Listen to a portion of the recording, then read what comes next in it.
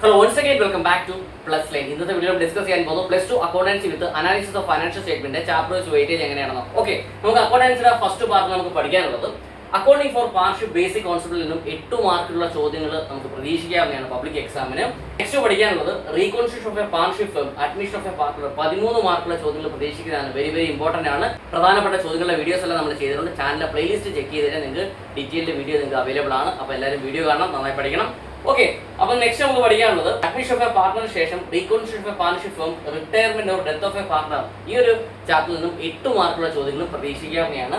Next നമുക്ക് പഠിക്കാനുള്ളത് dissolution of partnership ഫേമിൽ നിന്നും 11 മാർക്കുള്ള ചോദ്യങ്ങൾ പ്രതീക്ഷിക്കാവുന്നതാണ്. ഓക്കെ, അപ്പോൾ അക്കൗണ്ടൻസിയുടെ second part analysis of financial statement chapter wise weightage എങ്ങനെയാണെന്ന് നോക്കാം. ഫസ്റ്റ് നമുക്ക് പഠിക്കാനുള്ള ചാപ്റ്റർ അക്കൗണ്ടിംഗ് ഫോർ ഷെയർ ക്യാപിറ്റലിൽ നിന്നും 12 മാർക്കുള്ള ചോദ്യങ്ങൾ പ്രതീക്ഷിക്കാവുന്നതാണ്.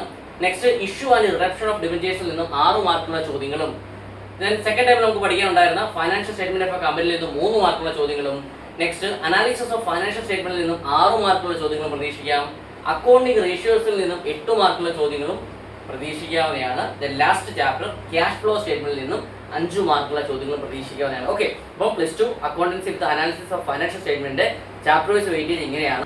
ഇത് മാത്രമല്ല, നമ്മുടെ പ്ലസ് ടു അക്കൗണ്ടൻസിലെ എല്ലാ യൂണിറ്റിന്റെയും നമ്മൾ വീഡിയോസ് നമ്മൾ ചെയ്തിട്ടുണ്ട്. പ്രധാനപ്പെട്ട problem with explanation, previous questions, 1 mark questions എല്ലാം നമ്മൾ ഡിസ്കസ് ചെയ്തിട്ടുണ്ട്. നമ്മുടെ ചാനൽ പ്ലേലിസ്റ്റ് നിങ്ങൾ ചെക്ക് ചെയ്ത് കഴിഞ്ഞാൽ ആ വീഡിയോസ് നിങ്ങൾക്ക് ലഭ്യമാവുന്നതാണ്. അപ്പോൾ എല്ലാവരും വീഡിയോ കാണാം, നന്നായി പഠിക്കുക, നല്ല മാർക്ക് നേടുക. All the best.